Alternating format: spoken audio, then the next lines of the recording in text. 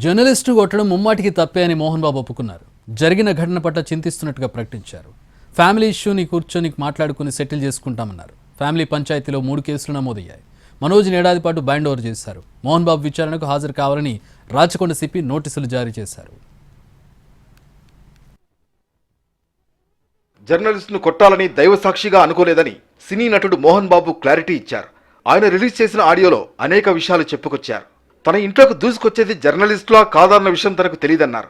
జరిగిన ఘటన పట్ల చింతిస్తున్నట్లు ప్రకటించారు. ఆ మీడియా ప్రతినిధి నాకు తమ్ముడు లాంటి వాడని, అతని భార్యాబిడ్డల గురించి ఆలోచించాలని చెప్పుకొచ్చారు. తాను సినిమాల్లో నటిస్తాను తప్ప నిజ జీవితంలో నటించాల్సిన అవసరం లేదని మాట్లాడారు.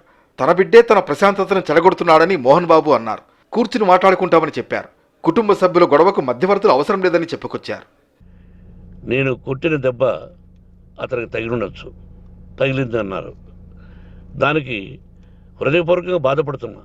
అతను నాకు తమ్ముడే. ఒక తల్లి బిడ్డలం కాకపోయినా I love them, I like them. అటువంటిది ఈరోజుకి బాధపడుతున్నా నేను. అయ్యో, అతని భార్య ఎంత బాధపడుతుందో, అతని పిల్లలు ఎంత బాధపడుతున్నారో. అంతకుముందే ఆసుపత్రి నుంచి మోహన్ బాబు డిశ్చార్జ్ అయ్యారు. స్ట్రెస్, పెయిన్, హై బీపీ వంటి కారణాలతో ఆయన ఆసుపత్రిలో చేరారు. ఆయనకు కంటి దిగువ భాగంలో గాయమైనట్లు వైద్యులు తెలిపారు. 2 రోజుల చికిత్స తర్వాత డిశ్చార్జ్ అయ్యారు.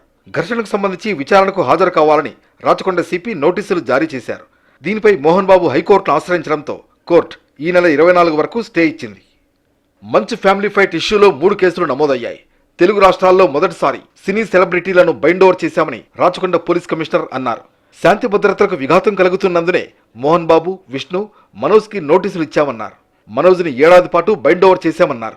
విష్ణు సమయం కావాలని అడగడంతో 24వ తేదీ వరకు సమయం ఇచ్చినట్లు తెలిపారు. మంచు ఫ్యామిలీలో గొడవలు జరుగుతున్న వేళ మోహన్ బాబు కుమార్తె మంచు లక్ష్మి మరో పోస్ట్ చేశారు.